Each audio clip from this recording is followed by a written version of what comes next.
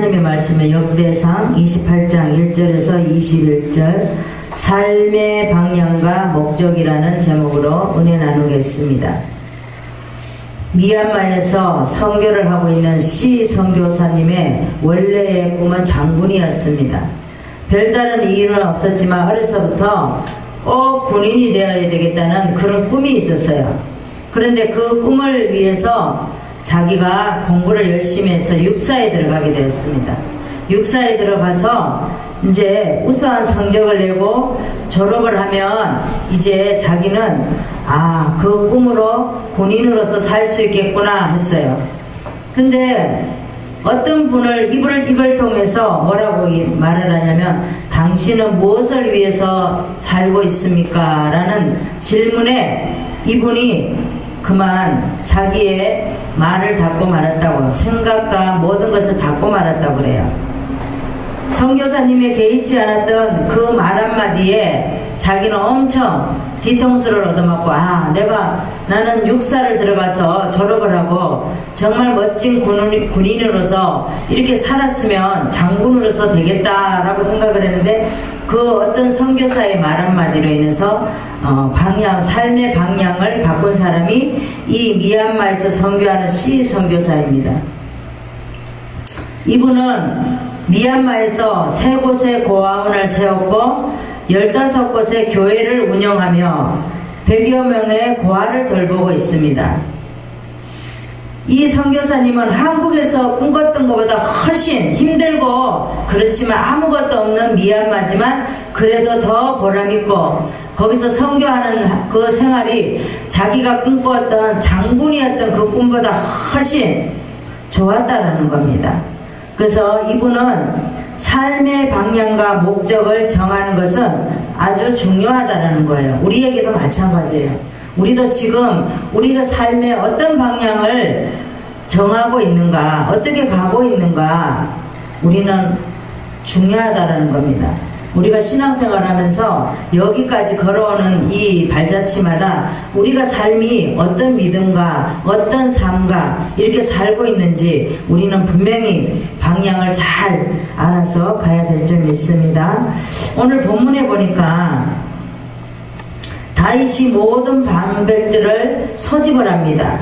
그러면서 자신이 언약궤를 봉안할 전을 건축할 마음이 있었는데 하나님께서는 왜냐면은 다윗에게 허락지 않으셨어요. 너는 전쟁을 많이 해서 피를 많이 흘렸으니까 너는 성전을 봉헌할 수가 없다. 너는 할 수 없지만 네 아들 때에서 하라 그랬습니다.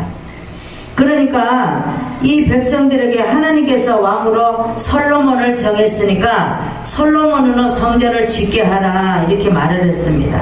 그리고 성전을 건축할 자로 선택하셨음을 알리고 백성들에게 이 땅을 앞으로 하나님께서 솔로몬에게 주셨으니 솔로몬이 이 성전을 지을 때 이 방백들과 백성들이 지켜서 도우라고 말씀을 합니다. 그런데 하나님께서는 이 다윗에게 뭐라고 말씀을 하시냐면은 후손들에게 기업이 되게 해주시고 계명과 규례를 지켜줄 것을 당부합니다. 솔로몬에게도 이렇게 하라. 그러면 하나님께서 너를 버리지도 아니하고 너를 그냥 내버려 두지도 않으신다고 말씀을 하셨어요. 하나님께서는 오늘도 우리가 하나님을 찾으면 하나님은 우리를 버려두지 않으신다는 거예요. 지금도 하나님께서는 우리를 잡고 계신다는 겁니다. 성전 건축을 힘써 행하라고 당부하고 성신을 가르쳐 주신 모든 성전 이 식양은 설계도를 말하죠. 설계도를 다윗이 그동안 자기가 성전을 지으려고 설계를 했던 모든 것을 솔로몬에게 다 넘겨주면서 설명을 다 해줍니다. 요거는 요렇게 해라, 요거는 요렇게 해라, 요거는 여기다 갖다 놓고 이렇게 하라고 다 말을 합니다. 그러면서 솔로몬에게 담대하여 두려워하지 말라. 이 일을 진행할 때 마칠 때까지 하나님께서 함께 하실 거니까 제사장들과 레위인들도 도와줄 것이다. 그러니까 걱정하지 말고 하라고 다윗은 솔로몬에게 당부를 합니다.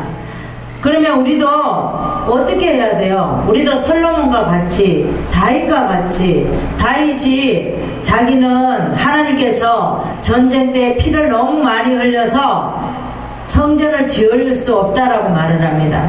우리도 후손들에게 믿음의 신앙을 방향을 잘못 가고 있으면 방향을 올바로 갈 수 있도록 우리는 그렇게 지도해야 됩니다. 아멘. 그러면 우리가 어떤 대로 삶의 방향과 목적을 가져야 되는지 우리 보시겠습니다. 첫 번째로 하나님의 의도함을 말해주는 대로 삶의 방향과 목적을 가져야 됩니다. 1절에서 7절까지 보시겠습니다. 다윗이 이스라엘 모든 방백 각 지파 어른과 체번하여 왕을 섬기는 반장들과 참부장, 백부장, 왕과 왕자의 산업과 생축의 감독, 한간, 장사, 용사, 예루살렘으로 다 소집을 했습니다. 그러면서 그 사람들에게 나의 백성들아 내 말을 들으라. 나는 여호와의 언약궤 우리 하나님의 발등상, 이 발등상은 발판을 말합니다. 봉헌할 건축을 마음에 있어서 건축할 재료를 준비를 다 했으나 하나님이 너는 군인이라 피를 많이 흘렸다. 그러니까 전을 건축하지 못할 거야. 이렇게 말씀을 했다라는 거예요. 그러나 여호와께서 전을 나를 온 집에 택하여 이스라엘 왕이 되게 하셨나니 여호와께서는 내 아들 솔로몬을 택해서 그 위에 여호와 나라 위에 앉혀 이스라엘을 다스리게 할 것이다. 그러면서 6절에 보니까 내게 이르기를 내 아들 솔로몬 그가 내 전을 건축하고 여러 뜰을 만들리니 이는 내가 저를 택하여 내 아들을 삼고 나는 그 아비가 될 것임이니라. 하나님은 오늘도 우리에게 우리의 아버지가 되고 우리를 아들로 삼으셨다라고 말씀하고 있습니다. 7절에 보니까 저가 만일 나의 계명과 규례를 힘써 준행하기를 오늘날과 같이 하면 그 나라를 영원히 경고케 하리라 그러셨습니다. 하나님께서는 우리에게 규례와 힘써 또 뭐를 계명과 규례를 힘써 준행하라고 말씀을 하십니다. 그러면 하나님께서 그 나라를 경고히 영원히 경고케 하신다고 말씀을 하고 있어요. 우리 가정은 우리 거가 아니에요. 하나님께서 우리가 하나님 앞에 이 계명과 규례를 올바로 지킬 때에 하나님께서는 우리 가정도 올바르게 지켜나가게 하신다라는 겁니다. 하나님은 하나님의 의도함을 말해주는 대로 삶의 방향을 목적을 이루기를 원하신다라는 거예요. 그래서 우리 생각대로가 아니라 주님의 생각대로 이루게 하신다라는 거죠. 성경을 보시겠습니다. 신명기 6장 6절에서 9절 구약의 272장을 보시겠습니다. 구약의 272장 오늘날 내가 내게 명하는 이 말씀을 너는 마음에 새기고 자녀에게 부지런히 가르치며 집에 앉았을 때이든지 길에 행할 때이든지 누웠을 때이든지 일어날 때이든지 이 말씀을 강론할 것이며 너는 또 그것을 내 손목에 매어 기호를 삼으며 내 미간에 붙여 표를 삼고 또 내 집 문설주와 바깥문에 기록할지니라 라고 말씀하고 있습니다. 하나님께서는 뭐라고 말씀을 하셔요? 이 말씀은 부지런히 가르치며 집에 앉았을 때든지 길에 갈 때든지 누워있을 때든지 일어날 때든지 말씀을 강론하라고 말씀을 하고 있습니다. 우리도 이 말씀과 같이 우리는 어디를 가든지 꼭 기도는 교회에 와서만 기도하는 게 기도가 아니에요. 우리는 운동하면서도 하나님과 교제하면서 기도하는 거고 일을 하면서도 기도하는 거고 청소를 하면서도 하나님과 교제하면서 기도하는 거예요. 그래서 여기 말씀대로 어디를 가든지 앉았을 때나 누웠을 때나 걸어갈 때나 어떻게 하든지 우리는 하나님의 말씀을 강론하라고 말씀을 하고 있습니다. 야곱은 삶을 정리하면서 12아들에게 장래에 대해서 예언하는데 하나님의 의도함을 말해주는 대로 삶의 방향을 목적을 가질 것을 말을 합니다. 이 12아들에게 기도를 해주면서 예언을 하시죠. 첫 번째 아들부터 마지막 12번째 아들까지 너는 이렇게 해라, 너는 이렇게 해라 라고 말씀을 해줍니다. 우리도 믿음의 조상이 되어서 우리 자녀들에게 이 다음에 우리가 예언할 때에, 유언을 할 때에 이렇게 자녀들에게 이런 말을 할 수 있어야 된다는 거예요. 우리가 어떤 대로 삶의 방향과 목적을 가져야 되는지 두 번째로 보시겠습니다. 하나님이 맡긴 일을 감당하는 대로 삶의 방향과 목적을 가져야 됩니다. 9절에서 10절에 8절부터 보시겠습니다. 이제 너희는 온 이스라엘 곧 여호와의 회중에 보는 데와 우리 하나님의 들으신 데서 너희 하나님 여호와의 모든 계명을 구하여 지키기로 하라. 그리하면 너희가 아름다운 땅, 이 아름다운 땅은 가나안 땅이죠. 누리고 너희 후손에게도 끼쳐 영원한 기업이 되게 하리라. 그러면서 9절에 보니까 내 아들 솔로몬아 너는 내 아비의 하나님을 알고 온전한 마음과 기쁜 뜻으로 섬길지어다. 여호와께서 먼 마음을 감찰하사 모든 사상을 아시나니 내가 저를 찾으면 만날 것이고 버리면 저가 너를 영원히 버리시리라. 그런즉 너는 삼갈지어다. 여호와께서 너를 택하여 성소의 전을 건축하게 하셨으니 힘써 행할지니라. 하나님께서 솔로몬에게 뭐라고 말씀하셔요? 솔로몬이 하나님을 찾으면 만날 것이고 버리면 하나님께서 영원히 버리신다고 말씀을 하고 있습니다. 우리도 마찬가지예요. 하나님께서 우리가 언제나 늘 하나님을 찾으면 하나님이 우리를 만나주셔요. 그런데 우리가 하나님을 버리면 하나님은 영원히 우리를 버리신다라고 말씀하고 있습니다. 우리가 어떤 때요, 다윗은 솔로몬에게 하나님께서 허락하셨으니 성전 건축을 당부하고 하나님께서 주신 성전을 설계도 또 솔로몬에게 전달하는데 하나님께서 맡긴 일을 감당하는 대로 삶의 방향과 목적을 가져야 할 것을 당부를 합니다. 다윗은 솔로몬에게 유언을 하면서 또 성전 설계도를 전달을 합니다. 우리도 어떤 계획이 있죠. 우리가 자녀들에게 보면 자녀마다 다 설계도가 다 달라요. 이 아들은 이렇게 했었으면 살았으면 좋겠고 또 저 아들은 저렇게 해서 살았으면 좋겠고 또 이 딸은 또 이렇게 살았으면 좋겠고 그런 설계도가 우리 부모에게 다 있다라는 거예요. 하나님도 마찬가지예요. 우리가 하나님의 자녀인데 하나님은 우리 개인의 각자에게 설계도가 다 다르다라는 거예요. 이 성전을 볼 때에도 성전을 지을 때 하나님께서는 이 식양대로 설계도대로 다 하나하나를 하나님이 원하는 대로 갖다 놓기를 원해요. 근데 우리는 우리 마음대로 갖다 놓으면 안 된다는 겁니다.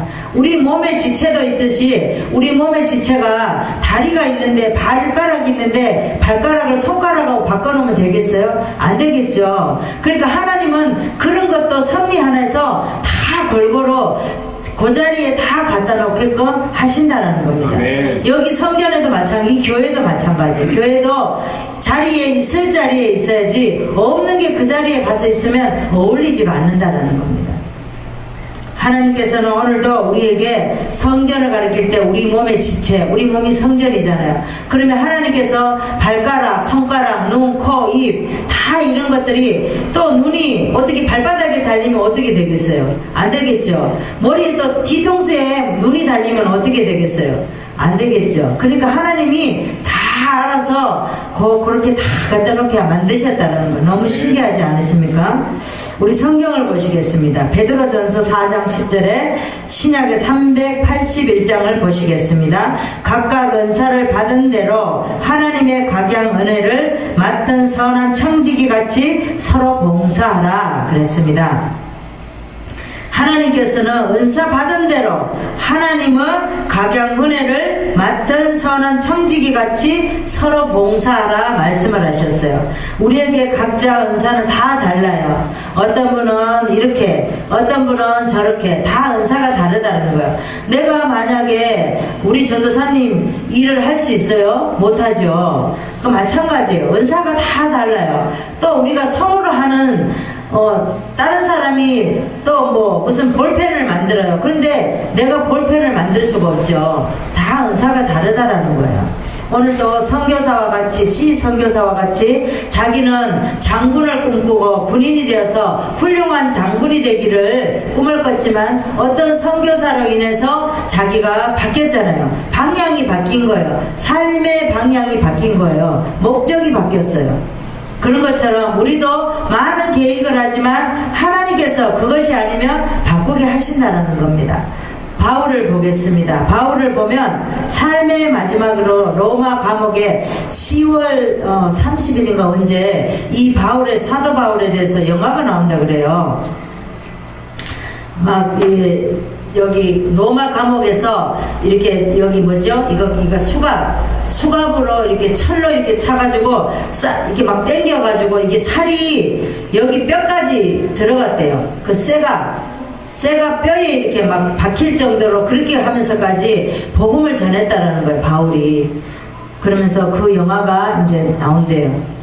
우리가 그 영화 나오면 한번 다 보러 갑시다. 감옥에서 젊은 목회자인 디모데에게 부탁을 합니다. 이 디모데는 에베소 교회의 목회자잖아요. 그러니까 디모데는 젊은데 네가 거기서 잘하라고 부탁을 합니다. 이 바울은 지금 로마 감옥에 있어요. 로마 감옥에 있으면서도 이 젊은 디모데 영의 아들에게 이렇게 부탁을 하는 거예요. 유언을 하는 거죠. 내가 진리의 말씀을 옳게 분별하며 부끄러울 것이 없는 일꾼으로 인정된 자로 자신을 하나님 앞에 드리기를 힘쓰라고 디모데에게 부탁을 합니다. 에베소 교회를 잘 감당하라고 이 로마 감옥에서 바울은 부탁을 합니다. 하나님이 맡긴 일을 감당하는 대로 삶의 방향과 목적을 가지고 이 디모데는 합니다. 그래서 우리도 이 디모데와 같이 바울과 같이 우리에게 맡긴 사명을 감당할 때에 하나님께서 기뻐 받으시는 줄 믿습니다. 우리가 어떤 대로 삶의 방향과 목적을 가져야 됩니까? 세 번째로 보시겠습니다. 하나님이 도와주실 것을 믿는 대로 삶의 방향과 목적을 가져야 됩니다. 11절 보시겠습니다. 다윗이 전에 낭실, 첫 번째는 낭실을 만듭니다. 성전의 설계도를 전달을 하죠. 그러니까 첫 번째는 낭실, 두 번째 집, 곡간, 다락, 골방, 속죄소 이렇게 다 다르다라는 거죠. 그 다음에 식양을 그 아들 솔로몬에게 주고, 이 식양은 설계도라고 그랬어요. 설계도를 그 아들 솔로몬에게 주었어요. 그 다음에 12절에 보니까 또 성신을 가르치신 모든 식양, 뜰과 방과 정곡간 성물곡간 식양을 또 설계도를 또 줬어요. 설계도가 다 각각 다르게 주었다라는 겁니다. 그 다음에 13절에 보니까 반열, 섬기는 모든 일, 이 섬기는 모든 일은 예배를 말해요.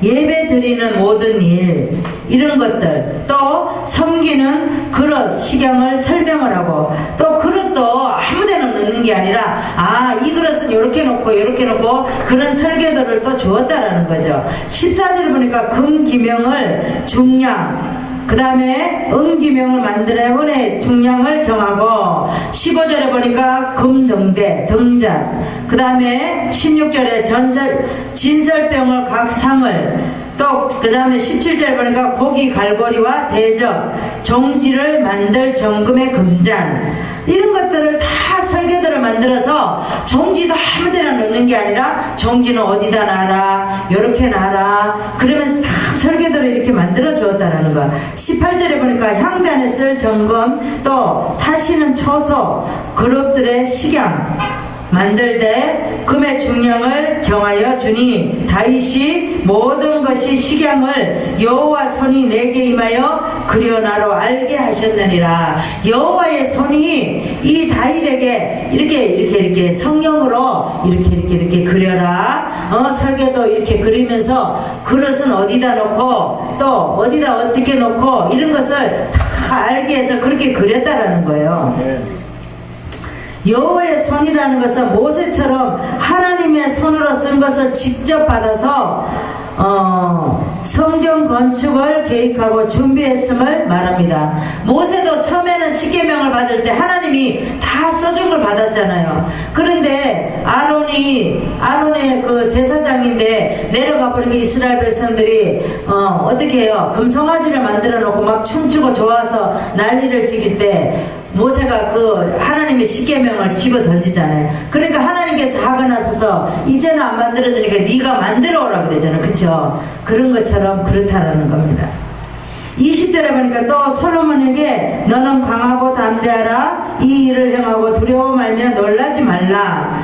여호와의 전 역사의 모든 일을 마칠 동안 여호와의 하나님이 나의 하나님이 너와 함께 하시사 내게 떠나지 아니하시고 너를 버리지 아니하시리라. 하나님께서 오늘도 우리에게 뭐라 그래요? 우리에게 모든 것을 담대하게 이 일을 행하고 두려워하지 말며 놀라지 말라. 너를 버리지 아니하신다라고 말씀을 하고 있습니다.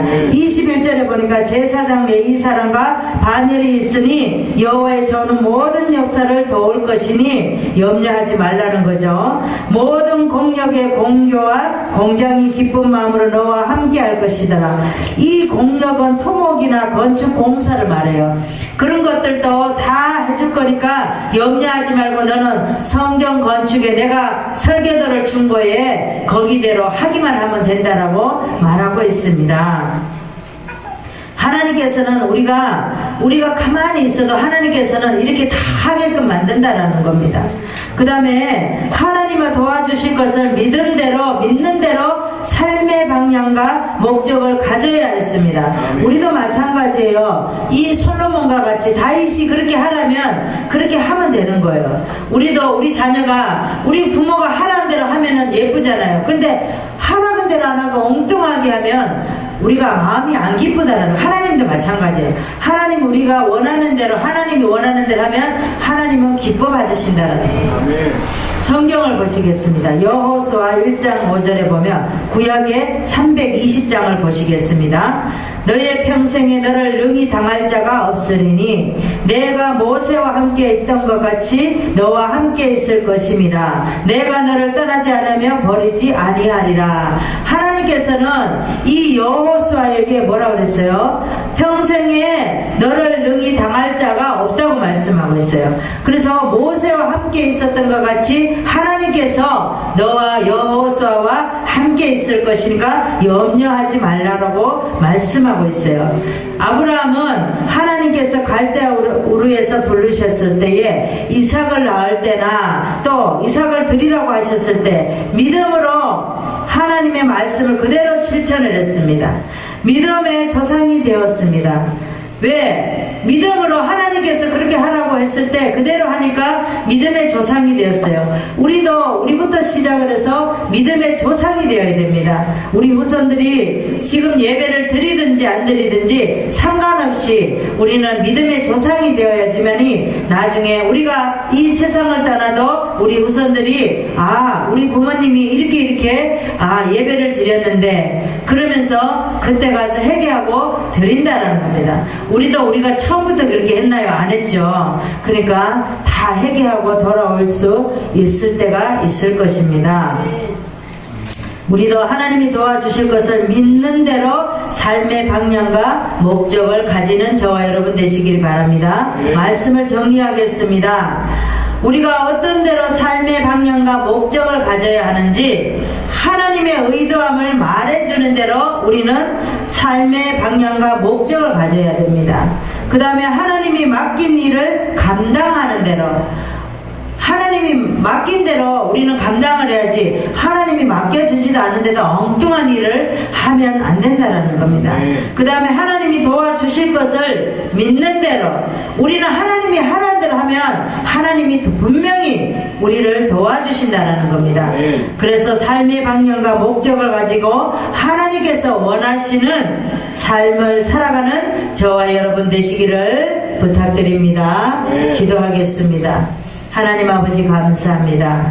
오늘도 하나님께서 삶의 방향과 목적이라는 말씀으로 우리가 지금은 방향을 올바로 가고 있는지 아버지 우리가 또 한 번 말씀을 통해서 하나님 앞에 또 영광 돌리기를 원합니다. 오늘도 예배드리는 모든 순서마다 하나님께서 함께 하시고 또 하나님께서 우리에게 담대하라. 우리가 하나님을 버리지 아니하면 하나님께서 우리를 영원히 버리지 아니하신다고 말씀을 하신 것 같이 우리에게 어떤 사명을 맡길지라도 우리는 사명 감당할 때 늘 부족함이 없도록 축복하여 주시옵소서. 감사드리오며 예수 그리스도 이름으로 기도드리옵나이다. 아멘.